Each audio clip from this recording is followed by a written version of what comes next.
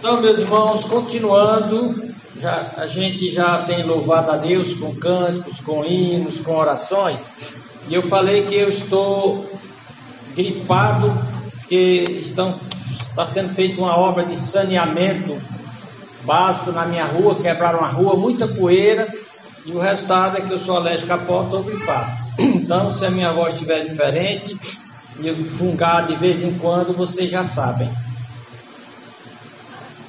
Eu, offline, quando estava dando os avisos, agradecia ao casal Jorge e Luzimides pela prestação de serviço que eles tiveram aqui. Possivelmente estarão viajando para Bahia, a trabalho do Jorge.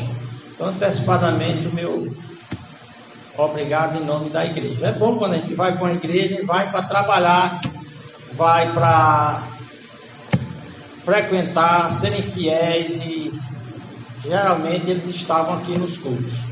Então foram um bom exemplo. Também dizendo que ontem, sábado, foram fundadas as sociedades auxiliadoras feminina e masculina. Que Deus possa abençoar. Muito bem. Eu sempre faço uma apostila das minhas mensagens, baseada em pesquisa séria. Então, iniciando a nossa mensagem, nós temos falado sobre a graça de Deus. E falamos os aspectos teológicos. Eu vou dar uma breve recapitulação, mas hoje eu quero falar dos aspectos práticos da graça de Deus. Que diferença faz você estar debaixo da graça de Deus ou fora dela? Para começo de conversa, o Davi faz uma declaração aqui tremenda, quando ele diz: porque a tua graça é melhor do que a vida. A tua graça é a melhor coisa da vida. E quando eu faço uma mensagem e um texto, eu procuro ver o aspecto exegético, ir lá para as línguas originais e sacar de lá o sentido das palavras que tinha lá para os hebreus, lá no hebraico, e no Novo Testamento no grego. Muitas vezes você não tem algo mais das boas traduções que nós temos hoje, até porque para traduzir eles fazem uma exegese para extraírem o real sentido daquela palavra, fazer a melhor tradução.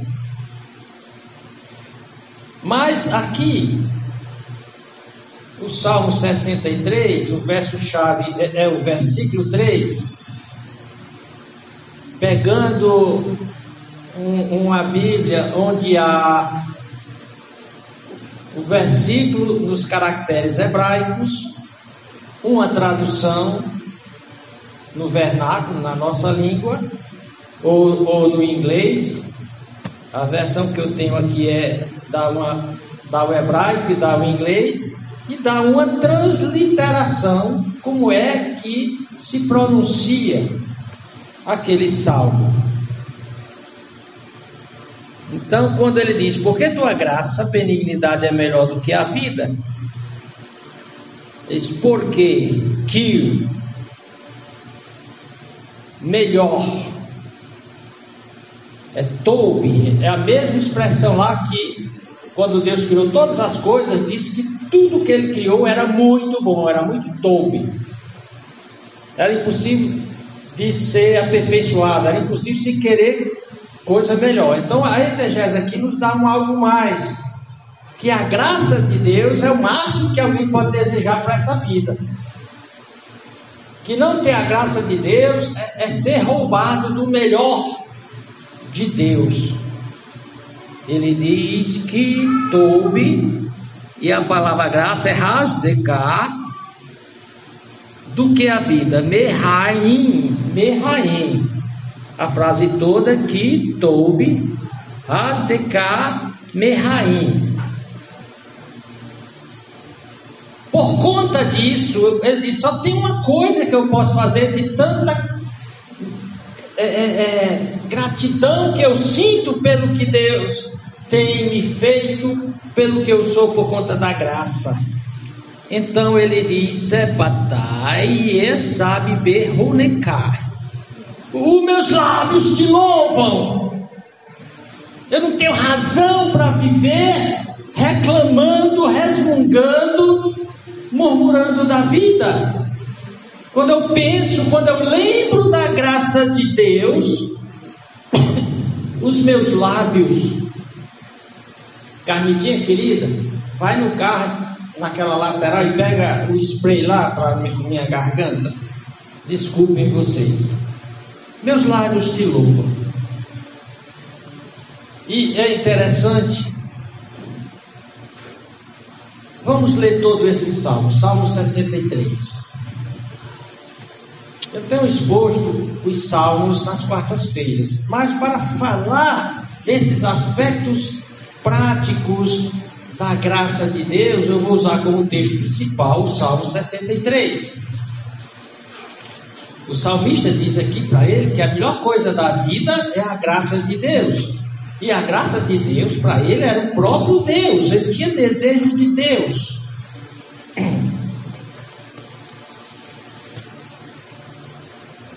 Ó Deus, Tu és o meu Deus.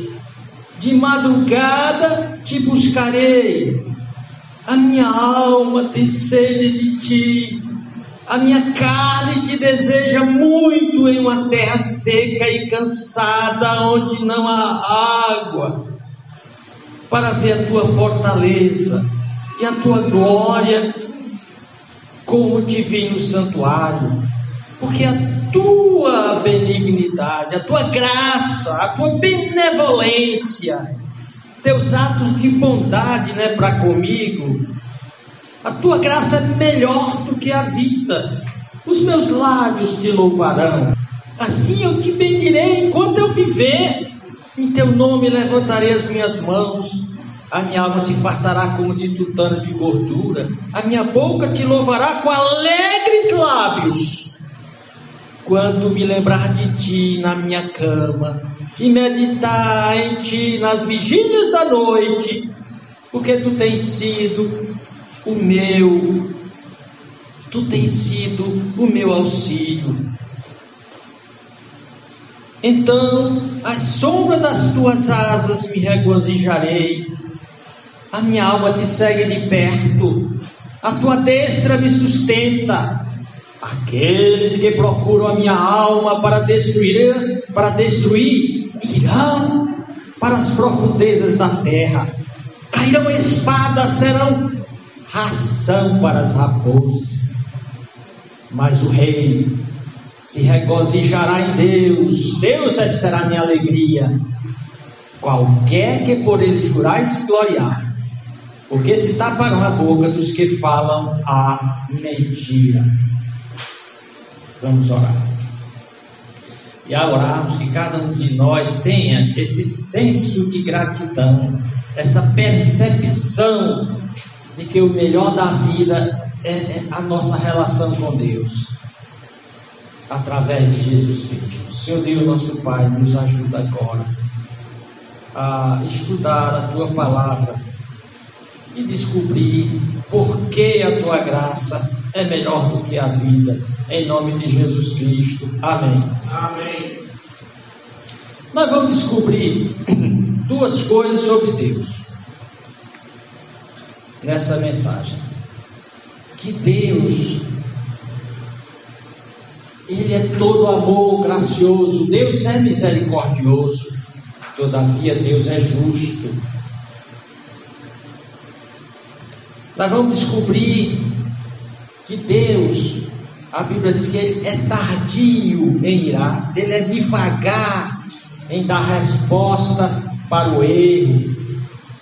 Ele é longano, paciente, dando chance de que o errado se conserte, se emende, se arrependa. Ele é abundante em amor e fidelidade. Ele está pronto a perdoar a maldade, a rebelião e o pecado. dos arrependidos. Todavia, jamais ele inocente o culpado, se esse não foi justificado. Nós vamos ver que a graça de Deus é tudo de bom. Lembra lá no hebraico, Tov? A graça de Deus, ela é cheia de todos os dons, como o autor do livro de Tiago diz que lá do Pai Celestial de Deus desce todos os dons perfeitos, toda coisa boa, toda boa dádiva vem de Deus. O que não vier de Deus é desgraça para o ser humano.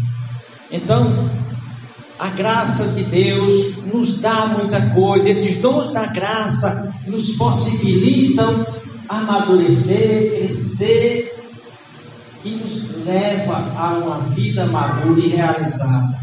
Antes de prosseguirmos, eu queria, já que avançamos muito com essa parte mais teórica sobre a diferença entre a graça de Deus e a lei de Deus, na mensagem de hoje, eu dei como título: o melhor de Deus é a graça de Deus, é Deus mesmo. E o versículo-chave: porque a tua graça é melhor do que a vida, os meus lábios te louvam. Na primeira mensagem, baseado na sola gratia, somente a graça de Deus é suficiente, nós vimos a relação entre a lei e a graça. Aqui no quadro branco eu fiz à mão a mesma coisa que eu fiz no gráfico para a mensagem que eu coloquei, que eu gravei para também sair no YouTube. Eu fiz para as crianças esse gráfico, onde mostra a relação entre a lei e a graça. O que é estar debaixo da lei, enquanto código moral universal, que representa a justiça de Deus no universo.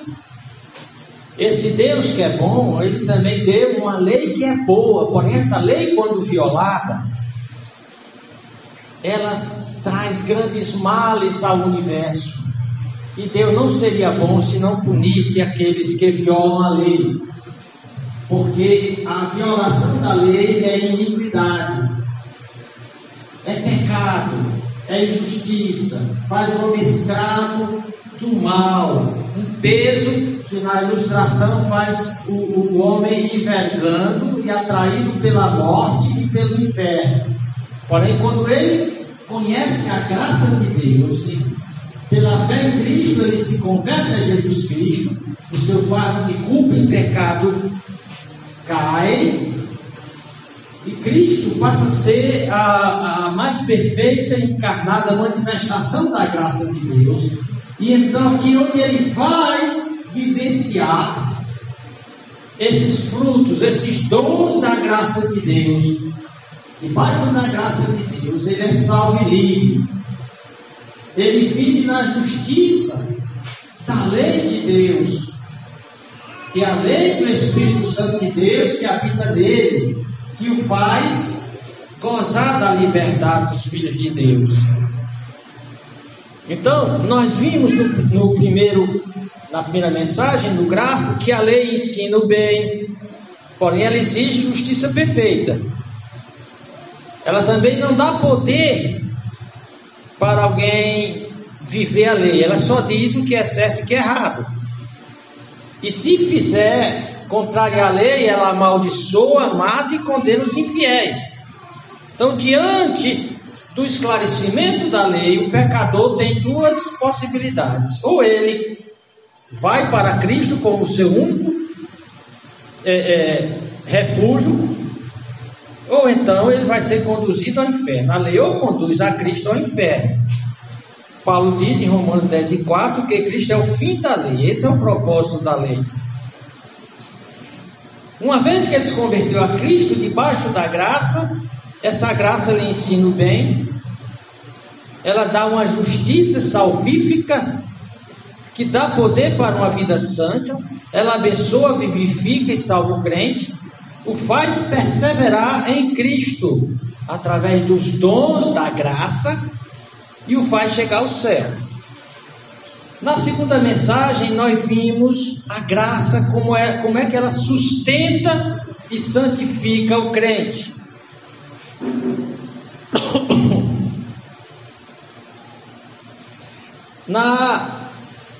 Em uma dessas mensagens, nós vimos que um dos aspectos práticos, mais ainda, a gente viu no livro doutrinário teológico, que a sola gratia, a graça de Deus, ela dá uma liberdade, a liberdade em Cristo, e essa lei é chamada no Novo Testamento a lei do Espírito de vida.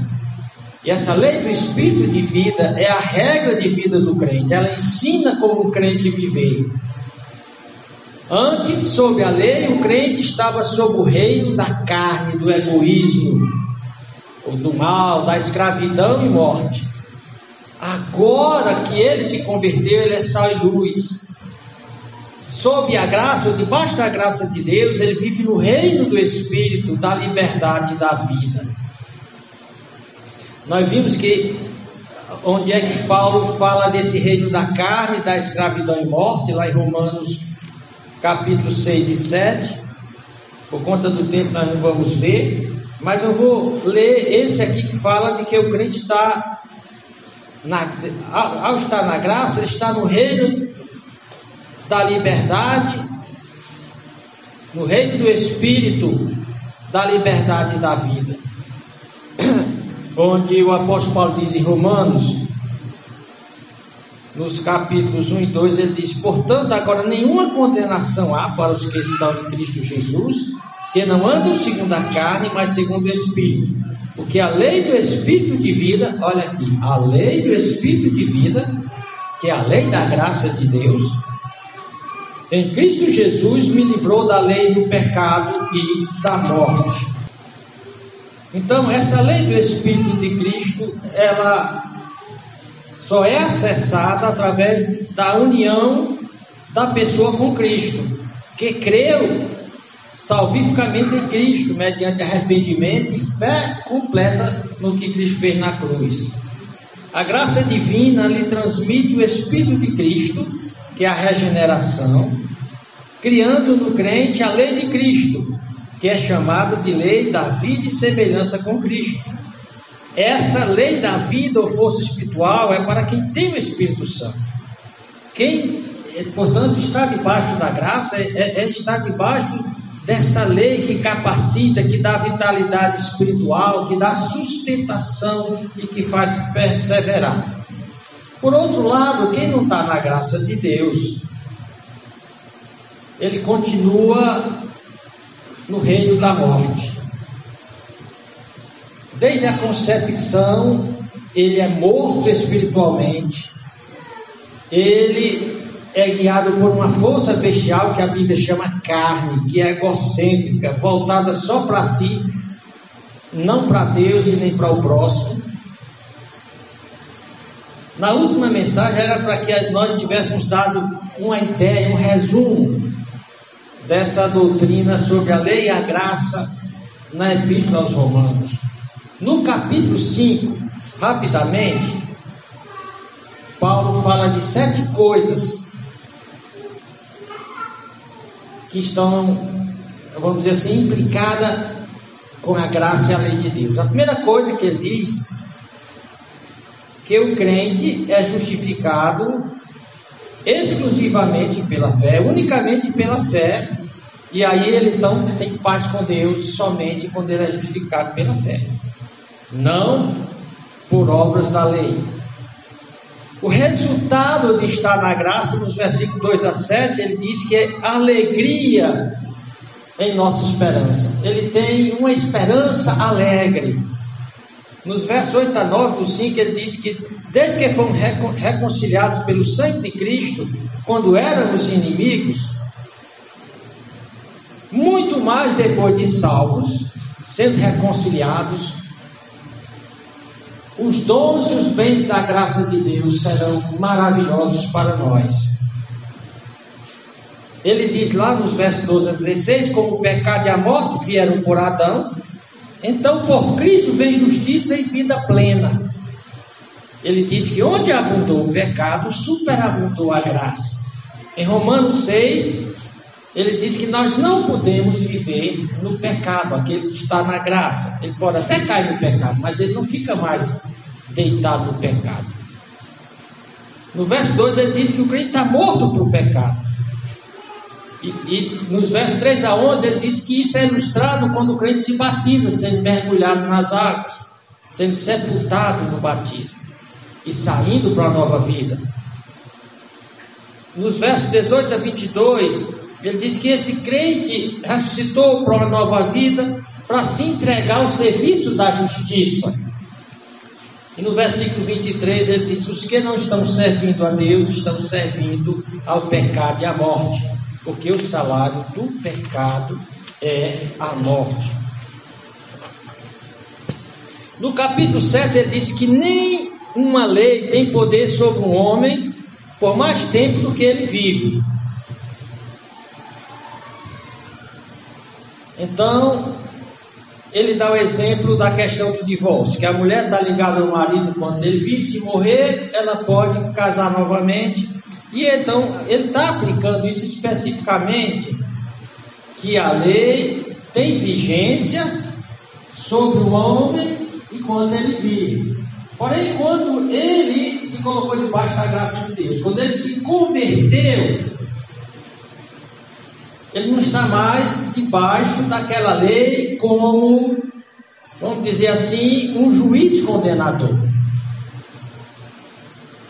Ele agora está debaixo da lei de Cristo.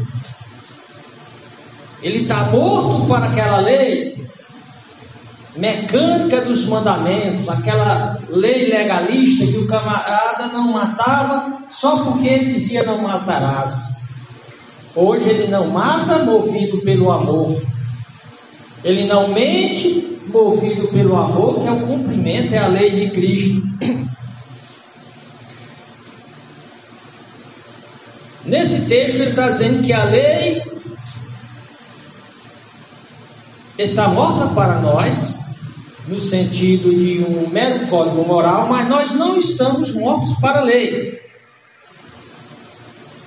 Porque a lei não é pecado, o problema não está na lei. Ele diz lá nos versos do capítulo 7, 7 e 11, que a lei revela e denuncia o nosso pecado. Ele diz lá nos versos 12 a 15, que ao contrário do pecado, a lei é santa, justa e boa. E lá no capítulo 7 ele fala do conflito em que ele reconhece que a lei é perfeita, é boa, santa e justa, mas que com a sua própria vontade carnal ele não pode obedecer a Deus. Porém, se colocando debaixo dos meios da graça, ele vai descobrir que a melhor coisa que existe é a graça de Deus mesmo. Vamos ler novamente, eu queria que vocês repetissem comigo, Salmo 63, 1 a 3. Leiam comigo. Ó Deus, Tu és o meu Deus, de madrugada te buscarei, a minha alma tem sede de Ti, a minha carne te deseja muito em uma terra seca e cansada, onde não há água, para ver a Tua fortaleza e a Tua glória, como te vi no santuário. Agora o nosso texto-chave. Porque a Tua graça é melhor do que a vida. Os meus lábios te louvarão. Então, eu já denunciei várias coisas da tese da nossa mensagem, mas as anteriores, ela voltaram muito para o aspecto doutrinário de como funciona a graça em relação à lei. Agora eu quero mostrar a maravilha que é que está debaixo da graça. Porque a graça de Deus é melhor do que qualquer coisa nessa vida terrena. Porque um salvo não troca a vida dele debaixo da graça por tesouro, por prazer nenhum nesse planeta.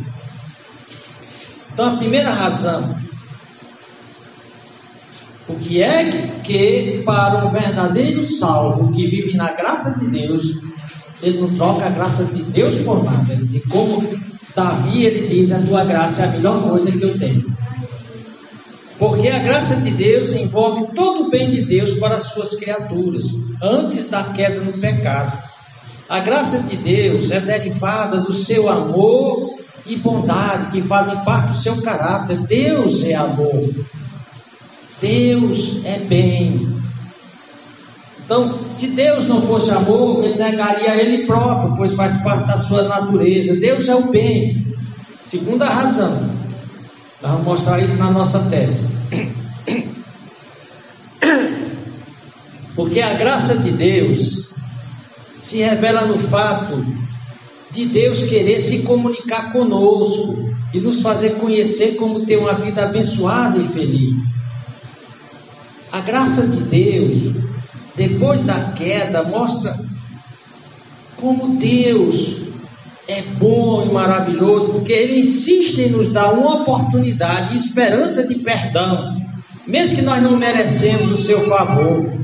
Ele oferece oportunidade de perdão aos que não merecem.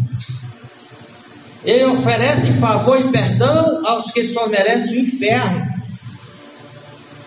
Outra razão, que a graça de Deus é melhor do que a vida, nós vamos ver que ter consciência da importância da vida sob a graça de Deus e mostrar que a alegre gratidão em louvor e serviço a Deus deve ser o padrão da igreja e de todo crente.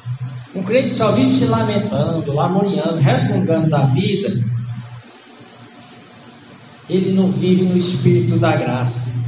Versículo aqui, ponto 4 da nossa tese, que é mais fácil reclamar, murmurar e resmungar, porque não está dando certo na vida, do que seguir a consciência e lembrança da bondosa graça divina. O salvo, ele substitui as lamentações, as tristes lamentações e lamúrias, por alegre louvor. Eu te louvarei enquanto eu viver, diz Davi, e eu te farei isso alegremente. Eu não vou cantar pesarosamente. Que a vida terrena sem Deus e a sua graça é terrível. A vida terrena não tem nada para oferecer de melhor para um crente que ele não tenha melhor na vida sob a benevolente graça de Deus. Porque a graça de Deus tem dons maravilhosos.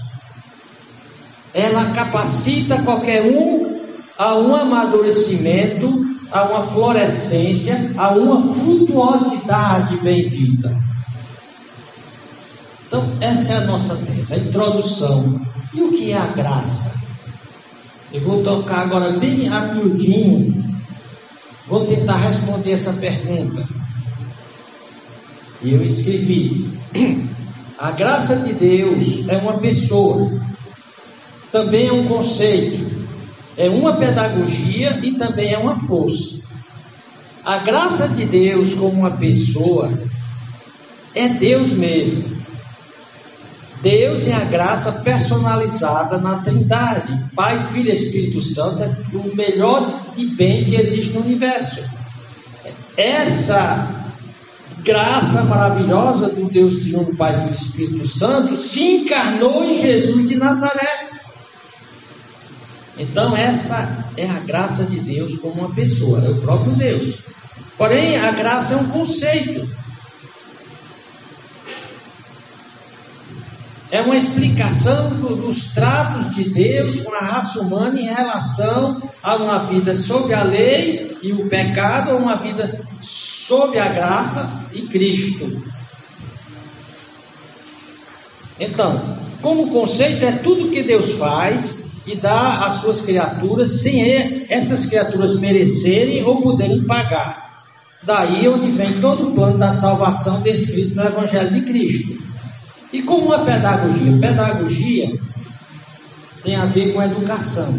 Por isso que o título diz que a graça de Deus educa, tem esse aspecto de ensinar.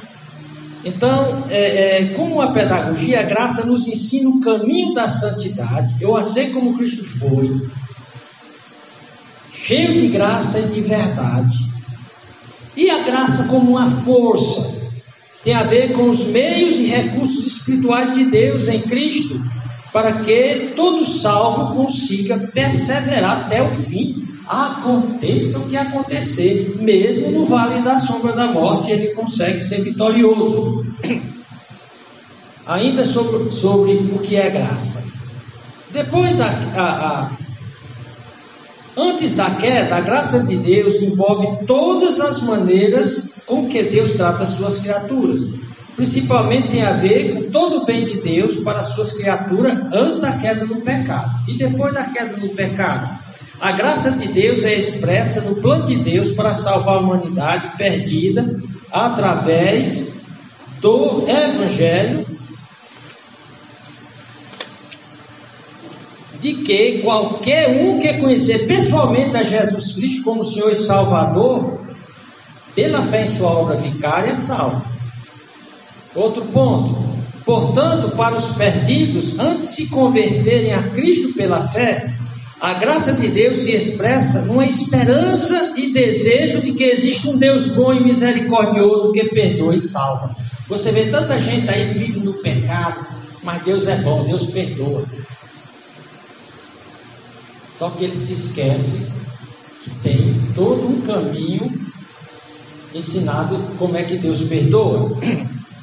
Quinto, a proposta da graça de Deus é conceder perdão aos que não merecem. Quem tentar merecer seu perdão não terá.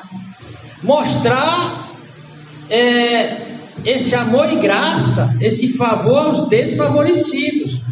A graça de Deus implica em pagar o débito contraído na dívida com o pecado. Pagar o débito de quem jamais poderia pagar. É oferecer ao céu os que só merecem o inferno. De uma maneira bem direta, o que é graça? É a oferta de Deus. Ele oferece o céu quando você só merece se danar no inferno. A graça de Deus se revela no fato de Deus querer também se comunicar conosco. Deus poderia ter criado o universo e ter feito como a falsa doutrina chamada deísmo, que Deus criou o universo, tipo um relógio, colocou todos os mecanismos e leis para funcionar e depois se afastou. Deus não está interessado no universo.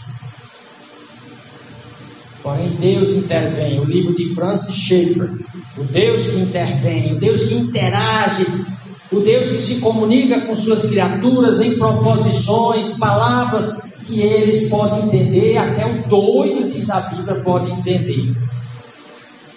Portanto, a graça de Deus se revela no fato de Deus querer se comunicar conosco, querendo o nosso bem. Em Êxodo 33:11,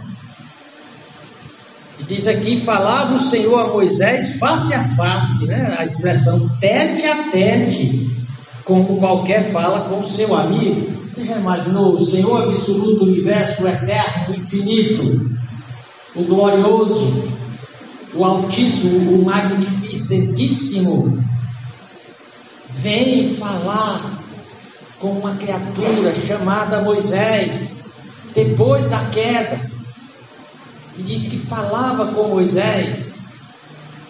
O Moisés não via a forma de Deus, mas Deus aparecia a ele na sua glória, uma luz, e da luz Deus falava, como uma pessoa fala com outra. Isso é graça. É como Deus hoje fala conosco através da Bíblia. A Bíblia é uma grande graça que muitos não têm nos países onde a Bíblia é proibida. Tem lugares aí onde os crentes eles ficam compartilhando páginas da Bíblia e ficam trocando. Olha, irmão, você ficou com Efésios capítulo 2 e 3 semana passada. Me dá essa parte que eu te dou os 4 e 5. E nós temos a Bíblia tão fácil, né? e nós não aproveitamos dessa graça. Então falava, e Moisés queria mais, ele não queria só ouvir a voz de Deus, ele queria ver Deus. Em Êxodo 34, 5 e 7 está lá: e o Senhor desceu numa nuvem e se pôs ali junto a ele, e ele apregoou o nome do Senhor.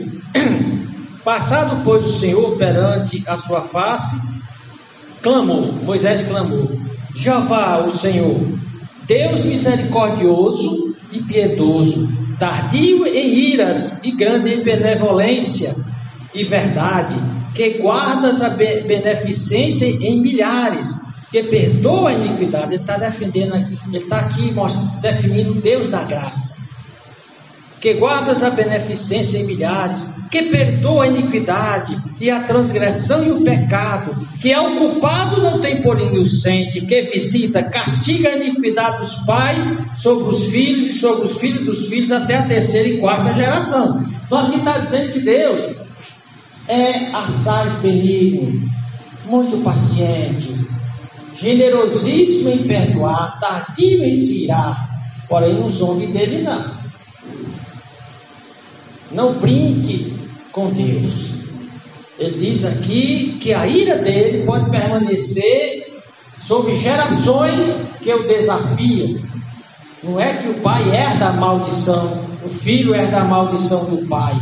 É que o filho continua desafiando a Deus como o pai, o neto, o bisneto. Todavia Deus manifesta sua ira com desgosto, que é a merecida punição ao mal. Se Deus não punisse o mal, ele não era bom. Por isso que na Teodiceia, alguns dizem que Deus não existe porque tem o mal do universo. Só que eles não querem refletir que Deus permite o mal pedagogicamente, para mostrar para que cada criatura entenda que o mal não vale nada, mas que ele nunca deixará o mal sem ser confrontado, ou visitado, ou castigado. Porém, a graça divina é o que mais espelha o caráter de Deus, é a expressão máxima do amor de Deus. Em 1 João 4:8, o apóstolo diz: aquele que não ama não conhece a Deus, porque Deus é amor. Qual é a definição de amor? É Deus. Deus é amor. Deus quer amar. Deus quer expressar seu amor. Ele é misericordioso. Ele é beneficente. Ele é justo. Ele jamais se inocenta o topetudo, o rebelde, que não quer se arrepender e insiste em desafiar a Ele, a sua graça e ao seu bem. Porém, a atitude de Deus para com o mundo é de amor. João 3,16, repitam comigo.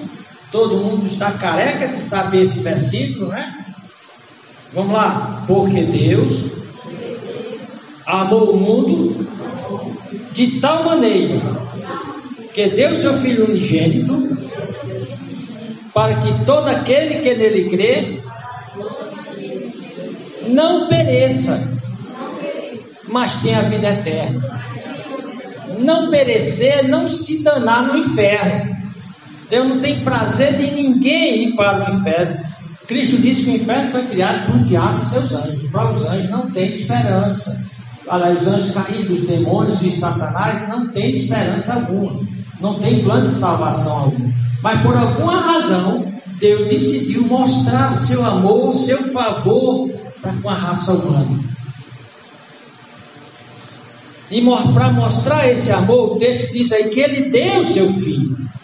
Ou seja, a encarnação, vida, morte e paixão de Cristo são a expressão do quanto o amor de Deus teve de sofrer para conceder graça à humanidade.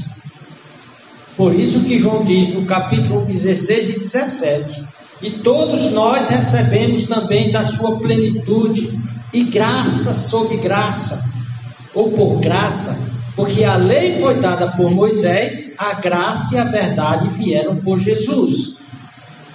E essa graça, Paulo diz que ela é multiforme, ela assume muitas formas, como nós já vimos aqui. A graça de Deus é tão rica, tão necessária, tão importante, que a maneira do salmista dizer isso foi dizendo: a tua graça é a melhor coisa que eu já entendi nesse planeta.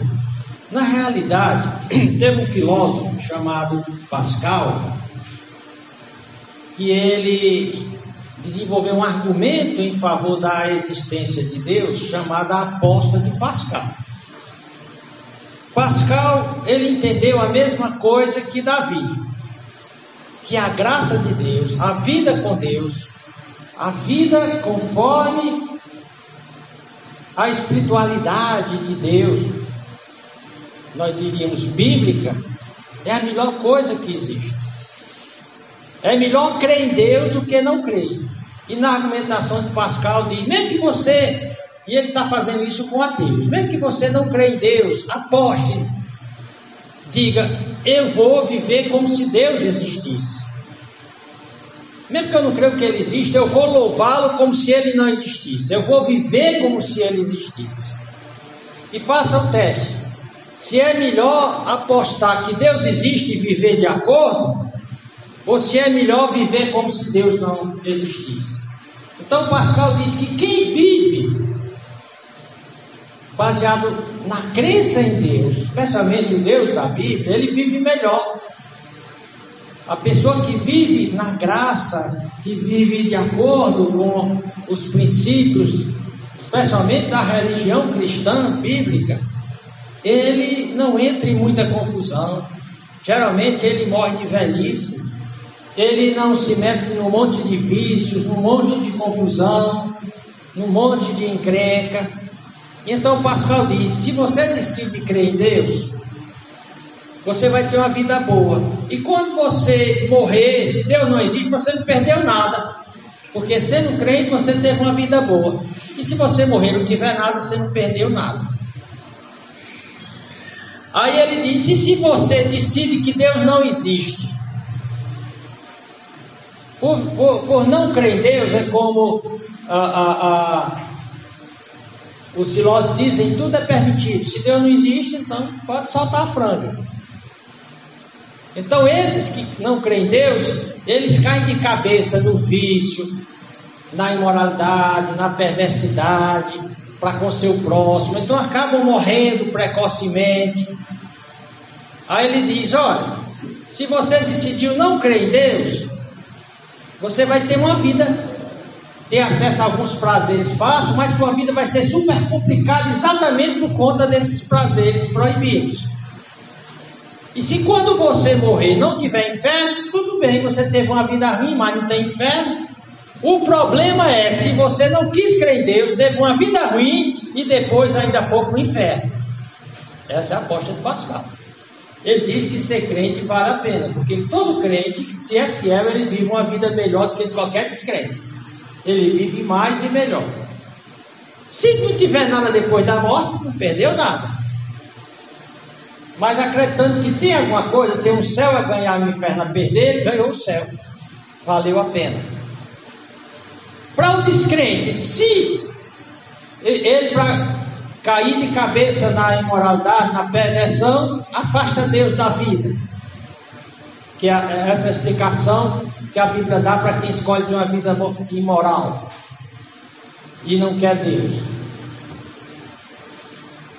Se ele, quando morrer, não tiver Deus, teve uma vida ruim, mas não tem, vamos supor que não tem céu a ganhar nem inferno a perder, tudo acabou. Todavia, se tem inferno, ele teve uma vida ruim e ainda vai se danar eternamente no inferno. Então Davi está dizendo que a nossa aposta na graça de Deus é a melhor aposta. Porque ele diz, ao refletir, ao pensar nas minhas memórias, quando eu penso na minha vida, eu vejo que a graça de Deus é a melhor coisa. Porque a graça de Deus é melhor do que qualquer coisa. É isso que está aqui no Salmo 63. Davi faz um paralelo entre ter sede e desejo intenso por Deus e sua graça como a melhor das vidas que uma pessoa pode ter nesse planeta, o melhor dos mundos. Para Davi, a graça de Deus era Deus mesmo. Ele não diz que tinha sede da graça, mas que tinha sede de Deus mesmo. Ele diz: a minha alma tem sede de ti. Ele diz: porque Deus e sua graça são a melhor coisa que existe. Ele diz isso baseado numa consciência, num senso que ele tem da benevolência de Deus. E todo ser humano, ele tem esse testemunho da benevolência de Deus na criação. Todo ser humano racional, que não teve o cérebro extraído, ou machucado, danificado, ele é consciente da bondade presente na existência da vida e no universo. Todas as pessoas que vieram para esse planeta têm um senso inevitável da bondade de Deus e do favor divino imerecido e impagável, embora alguns de modo irracional não lhe dão graças. Paulo fala disso lá em Romanos 1, 18 e 23. Lá Deus diz, Deus mostra através da escrita de Paulo: porque do céu se manifesta a ira de Deus sobre toda impiedade e injustiça dos homens que detêm a verdade em justiça, porque o que de Deus se pode conhecer dele se manifesta, porque Deus lhe manifestou. Porque as coisas invisíveis, desde a criação do mundo, tanto o seu eterno poder como a sua divindade, se entende claramente e se veem pelas coisas que estão criadas. Por isso que eles são, para que eles fiquem inexcusáveis, indesculpáveis. Porquanto, tendo conhecido a Deus, tendo conhecimento, tendo um senso lógico e espiritual da existência de Deus, não glorificaram como Deus, nem lhe deram graças, nem viram que tudo era baseado na graça de Deus. Antes de seu discurso, suas filosofias, suas ciências e falsas filosofias, se desvaneceram. Se desvanecer aqui e terminar em nada. É como algodão doce, parece grande, bonito e colorido, mas quando você espreme, assim são as filosofias humanas, as religiões humanas. Termina em nada, se desvanece. Então no versículo 21 diz claramente: não glorificaram a Deus, não deram graças a Deus. No verso 22 ele diz: se dizendo sábio, tornaram-se loucos e mudaram a glória do Deus incorruptível em semelhança de homem corruptível, adorar o homem, os ídolos humanos, aves e quadrúpedes e répteis. Dizem que o homem veio da evolução. Portanto, o que está sendo dito aí? Nós vimos que Davi disse: a graça de Deus é a melhor coisa da vida. Mas o homem, de propósito, age como um irracional, como uma besta, negando a graça divina. E Deus diz: ele não vai escapar ao fato de que eu dotei cada ser humano com a capacidade de perceber a minha bondade em tudo que foi criado. E Deus diz aqui: não reconhecer a graça e a bondade de Deus na criação é indesculpável e é irracional. Essa bondade de Deus, por que é que há frutos doces e deliciosamente comestíveis em lugar de só frutos intragáveis? Por que é que nós fomos dotados com a capacidade de ter conforto, de ter prazer no corpo, na alma e no espírito? Tudo isso é a bondade de Deus.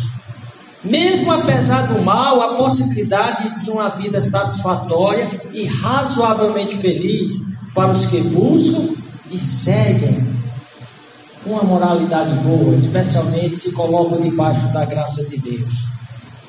O bem, apesar de muitas vezes frustrados por aqueles que negam esse bem através do mal, no final sempre o bem triunfa. Se não fosse assim, a vida humana já teria sido extinta na terra. O bem tem estatuto de existência própria. O bem existe por si. é algo que existe, não precisa de nada para existir, porque o bem é Deus. O bem só precisa de Deus para existir, e existirá enquanto Deus existir, e como Deus é eterno e infinito, o bem sempre existirá. Já o mal não tem estatuto de existência própria. Não há necessidade alguma que o mal exista. O mal não existe por si mesmo, mas passa a existir quando o bem é negado ou violentado. Deus criou a beleza, para que a beleza deixe de existir e passe a haver a feiura. A feiura tem de ser, a beleza tem de ser violentada para existir a feiura. Deus criou o bem, para que exista o mal. Para que exista a doença, a saúde tem de ser agredida, e assim por diante. Deus é o bem eterno e o autor de todo o bem que existe. Por isso, praticar o mal moral, que é a perversidade, é impossível para Deus. Seria Deus negar a si mesmo. Todavia, isso aqui trabalhando com a Teodiceia, até o Deus que quer justiça, onde acusam Deus de injusto por permitir que o mal exista na terra. Deus, em sua sabedoria e soberania absoluta, com propósitos didáticos, educativos, para que o homem aprendesse que o mal nunca compensa, permite que o seu bem, por algum tempo, fosse negado e pervertido. E é aí onde houve a queda. É aí em que é exatamente aí que cria um espaço para a graça benevolente. Mesmo tendo permitido a existência do mal, Deus tem tudo sob controle, controle absoluto de tudo, e sempre fará o bem triunfar no final, e finalmente vai extirpar o mal do universo. No plano de Deus para vencer o mal, é que entram dois atributos de Deus: amor e justiça.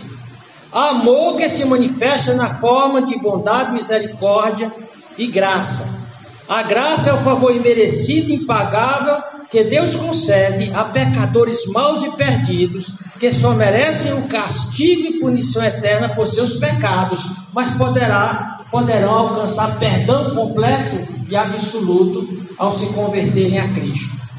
Então Deus oferece amor, Ele permite o mal, então Ele oferece o amor através da sua graça.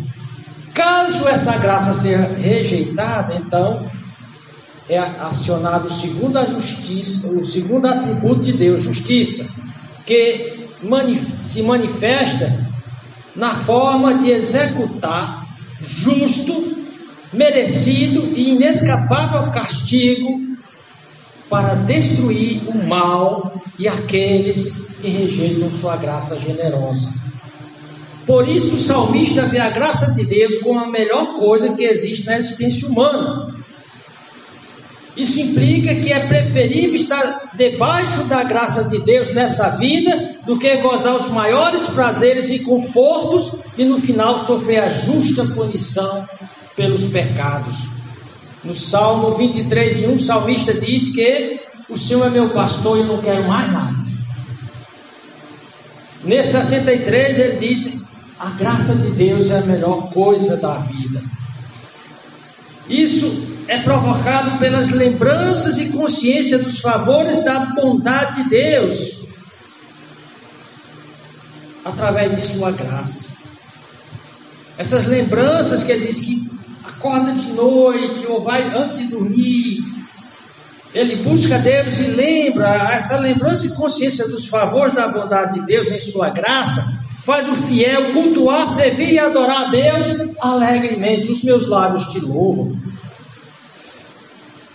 É por causa dessa graça maravilhosa que você tem essa frase: os meus lábios te louvam. Portanto, louvar o próprio Deus é a ação mais apropriada de alguém inteligente. A lembrança do cuidado gracioso de Deus não é um exercício mental difícil de se exercitar. Muito Deus tem feito por todos. E a maior graça foi nos ter dado o nosso único e perfeito Salvador Jesus Cristo. Por isso Davi diz: a tua graça é melhor do que a vida. Ele está dizendo que nada nessa vida vale a pena sem o favor divino. Se tiver de trocar essa vida terrena pela graça divina, ele diz: eu vou escolher isso. Porém, Satanás, ele diz para nós, como ele diz para Deus, que o ser humano, se tiver de escolher, ele sempre vai escolher a vida terrena, os bens terrenos. E ele diz que era isso que Jó ia fazer. Satanás diz que o ser humano dá qualquer coisa pela vida terrena, ou seja, se tiver de escolher, o homem trocará Deus e sua graça pelos prazeres e coisas terrenas. Lá em Jó 2:4, ele diz: então Satanás respondeu ao Senhor e disse: pele por pele, tudo quanto o homem tem dará pela sua vida terrena. Porém, Deus permitiu que ele destruísse tudo o que Jó tinha. E mesmo no auge da sua tragédia, da sua desgraça, Jó, no capítulo 13, o versículo 15, ele diz: ainda que ele, Deus, me mate, nele eu esperarei. Por quê? Porque o fiel, o verdadeiro crente, ele tem consciência que a graça de Deus é melhor do que qualquer coisa da vida na terra. Porque a vida sob a graça divina é baseada no caráter e promessas confiáveis de Deus. A vida sob a graça divina tem a garantia de bênçãos incontáveis nessa vida e bem-aventurança eterna no futuro por vir. Já falamos da apóstolo Pascal. Ele disse que em todos os sentidos vale a pena crer em Deus e por implicação na graça. O que vive sob a graça de Deus vive mais e melhor. Os que negam e rejeitam a graça divina vivem os prazeres mundanos e carnais, junto com os males terríveis que são consequência dos mesmos e por fim o inferno. Por isso, Salomão disse em Provérbios 15, 16, 17: melhor é o pouco com o temor do Senhor do que um grande tesouro onde há inquietação. Melhor é a comida de hortaliça onde há amor do que o boi gordo e com ele o ódio. Isso quer dizer, mesmo com algum sofrimento, o crente vive mais e melhor e no final ganhará a vida eterna. O descrente terá uma vida desgraçada pelas consequências certas de seu pecado e por fim a condenação eterna no inferno. Essa é a aposta de Pascal. Viver sobre a graça de Deus ou sobre sua bondade amorosa e perdoadora é a melhor coisa da vida. Os judeus, eles criaram várias interpretações para a Tanakh, a Bíblia hebraica. Então tem um livro chamado Targum, que vai interpretar esse texto, dá essa interpretação. Porque melhor é a bondade de Deus, porque melhor é a tua bondade que queres fazer pelos justos do mundo vindouro do que a vida que dás aos ímpios nesse mundo. Melhor é a tua bondade que queres fazer pelos justos do mundo vindouro do que a vida que dás aos ímpios desse mundo. Por isso, tendo sido alvo dessa misericórdia e graça divinas quando pecou, Davi, o salmista, diz que seus lábios louvaram a Deus alegremente. Deixa claro que alguém sem a graça divina não tem vida real, é um morto espiritual. Toda pessoa após a queda no pecado é declarada morta espiritualmente, porque separada de Deus e da sua graça, que é a única vida que existe. Separada de Deus ou de sua graça, a vida é de fato a morte disfarçada de vida. Por isso Cristo é o caminho, a verdade e a vida. Quando alguém crê em Cristo e sua obra salvadora na cruz do Calvário, é salvo e vivificado. Assim é a vida sobre a graça, é verdadeira vida. Fora da graça de Deus é o reino da morte.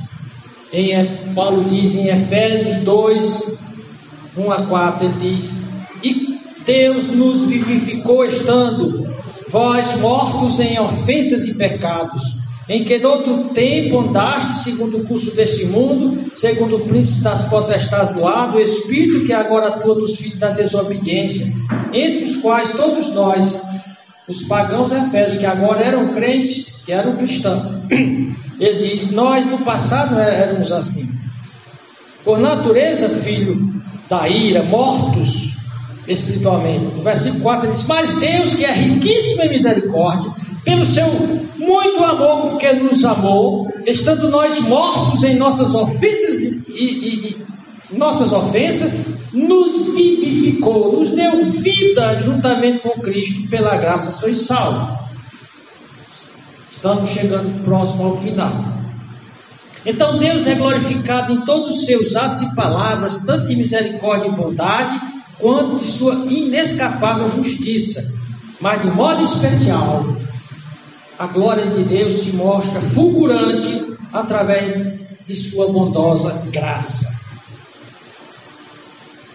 Então, Êxodo 33, 17 e 19, Deus falava tete a tete com Moisés. Ele ouvia Deus falando como você escuta qualquer pessoa. Porém, Moisés queria mais, queria ver Deus.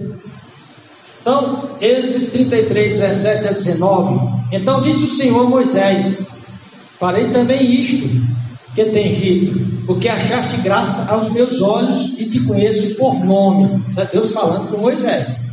Então Moisés disse para Deus: rogo-te que me mostres a tua glória.